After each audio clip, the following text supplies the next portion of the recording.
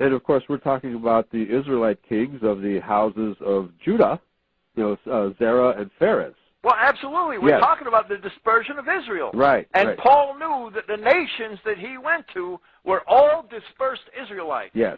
And his letters prove it over again and again. Yes.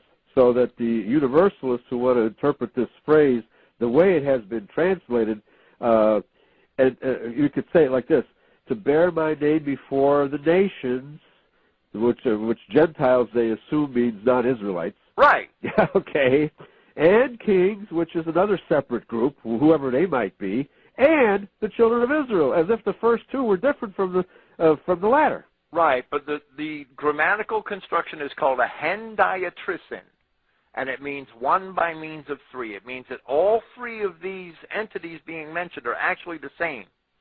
The nations and the kings of the sons of Israel is the literal reading. Yes. Okay, very good. Well, let me finish with verse 16. For I will show him how great things he must suffer for my name's sake. So for the Paul bashers, these two verses, 15 and 16, are very succinctly declaring that Paul is a chosen vessel. Absolutely. The Paul bashers are doing us a great disservice. Yes. Because these verses not only do that, they prove that Christianity is for only the lost sheep of the house of Israel. Right, because of the bad translation, the Universalists have chosen to universalize it, and the Paul bashers agree with them, not understanding the grammar here. Well, the Paul bashers' biggest mistake is simply taking for granted that the mainstream translators translated all this properly. Right, absolutely. And they botched it at every turn. Yeah, they universalized it, they twisted it and perverted it at every turn. Right. And this is one of the primary verses. Yes, very good. So let me just, one more question before we close this evening. Do you think that this false translation or this mistranslation here is deliberate, or are the King James, it appears to me, this is the conclusion that I've come to for a lot of these really bad translations, is that these translations from the Greek in the New Testament, especially the writings of Paul, it sounds to me like these King James translators didn't know Greek that well. It seems to be on many occasions that they did not know Greek that well. Okay. And that men before them made errors. Yes. But the biggest error, the biggest sin of the translators of recent times, who should know better, who after 200 years, you know, the English,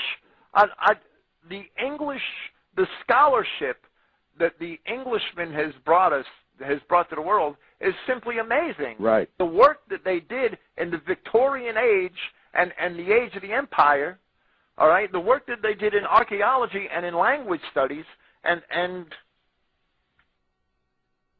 I do the best that I can to follow that legacy. Right. And that is why I use all classical English in the sense of, you know, Victorian English references.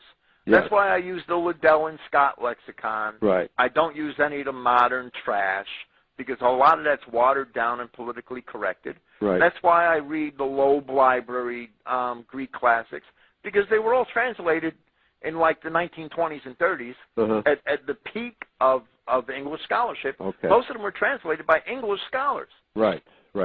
And so we can also detect in the New Testament a lot of Catholic influence as well. Okay? Right, and in the 1600s, when the translators did translate, if indeed they knew any Greek, they had to know some, right? Right.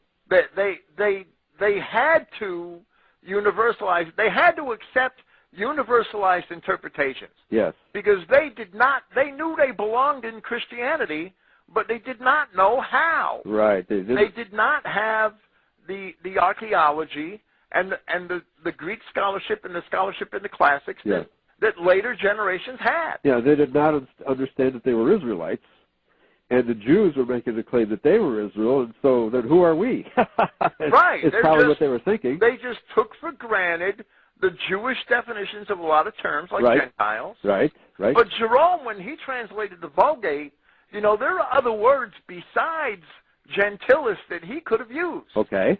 But a gentilis indicates somebody of the same race. Yes. Not necessarily of the same nation, but of the same race. Of the same race, exactly. And there are other words in Latin that denote people of other countries yes. that don't make that distinction.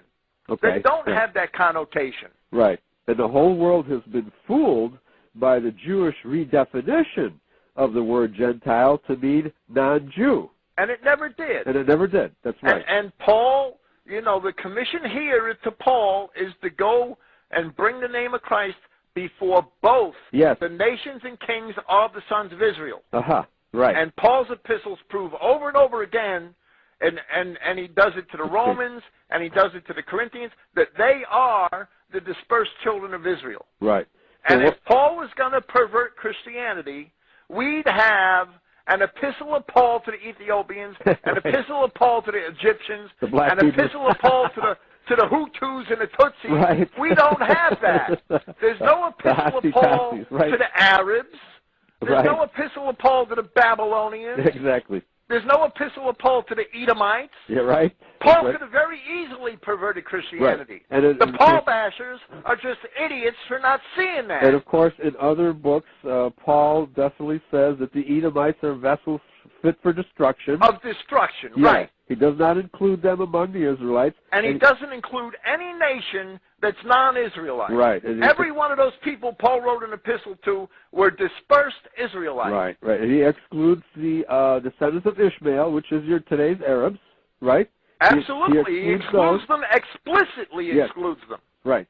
So if you thoroughly understand the writings of Paul, and obviously this is one of the verses in verse 15 here, that can be universalized because of the way it's translated. And if it's translated correctly, it's absolutely not universal. That's right. Yeah, very good. It's exclusive. Yes. Okay. That's why I wanted to discuss these last two verses in detail. Thank you, William Fink. We are making mincemeat of the universalist interpretation of the Holy Scriptures, especially the New Testament. I love this stuff. All right? So thanks for joining me on this edition of Yahweh's Covenant People.